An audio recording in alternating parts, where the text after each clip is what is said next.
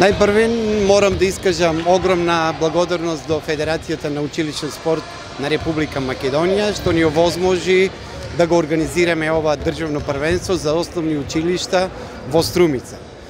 Ние сме домакини и како представник на наше училиште екипата од Видео Подгорец, имаме една екипа од Скопје, Ѓорѓе Пуливски, една екипа од Кавадарци, основно училиште Гоце Делчев и една екипа Кочорацин од Куманово.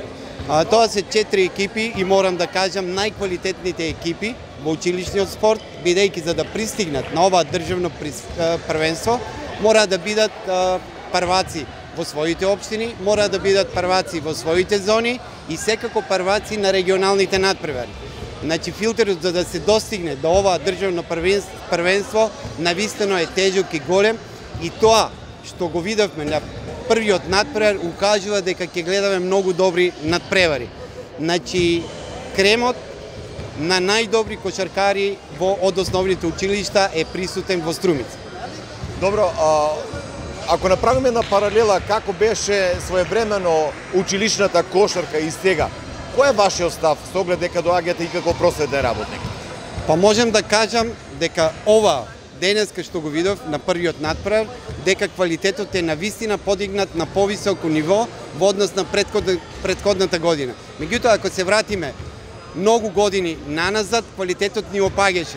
Меѓутоа, среќен сум денеска што гледам едни прекрасни момчиња, прекрасни деца кои се иднина на македонската кошарка. Се надвам, дел од нив ќе бидат идни репрезентативци и ќе се гордееме со нив. И ќе носат убави спомени од ова државно надпреварување во Струмица. Овие дечиња, односно ученици, сте дели од одредени екипи. Значи ли тоа дека и за струмишката кошарка, впрочем и за македонската кошарка доаѓа светли денови со оглед дека имаме вакви училишни екипи кои што завршија до крајот на првенството?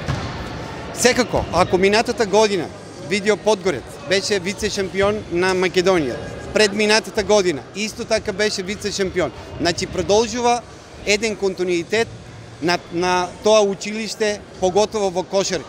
Среќни сме што е така и се надевам барем на првиот надпревар тоа што го покажа, ако покажат барем иста игра како на финалниот надпревар, се надевам дека тие ќе бидат победници.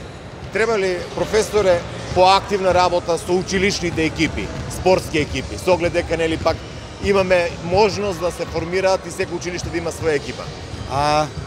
Не знам колку сте запознаени, во законот за основно и средно образование, секој училиште е должен да формира училишен спортски клуб.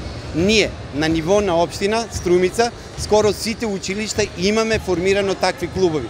Можеби работата ќе дојде за 3, 4, 5 години, не може тоа преку ноќ, не може преку ноќ да се постигнат резултати, тоа е еден континуитет на работа со учениците, од основните училишта до средните училишта и се надевам дека квалитетот ќе биде на многу повисоко ниво од тоа што беше досега.